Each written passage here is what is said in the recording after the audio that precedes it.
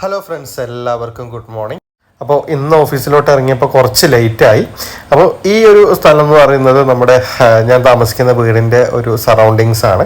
നമ്മുടെ പണ്ടത്തെ സിനിമയൊക്കെ ഉണ്ടല്ലോ, ഗാന്ധിനഗർ സെക്കൻഡ് സ്ട്രീറ്റ്, ആ ഒരു വിഷ്വൽ അല്ലെങ്കിൽ ആ ഒരു ഇതാണ് നമുക്ക് ഈ ഒരു സ്ഥലം കണ്ട വരിക, മൈൻഡിൽ വരിക. ദെൻ കുറേ നേരം ബസ് കാത്തു നിന്ന്, ബസ് വന്നില്ല. ലാസ്റ്റ് ഓട്ടോയിൽ കയറി ഞാൻ പോയി ഓഫീസിലെത്തിയപ്പോൾ ചേച്ചി നമുക്ക് ചായയും അതേപോലെ തന്നെ പത്തിരിയും കൊടുന്നു. പിന്നെ ഞാൻ ഫ്ലിപ്പിൽ ഒരു പേഴ്സ് ഓർഡർ ചെയ്തിട്ടുണ്ടായിരുന്നു. പിന്നെ 2 മണിയാകുമ്പോഴത്തേനും കഴിക്കാൻ നമുക്കൊരു ഷവർമ കോംബോയാണ്.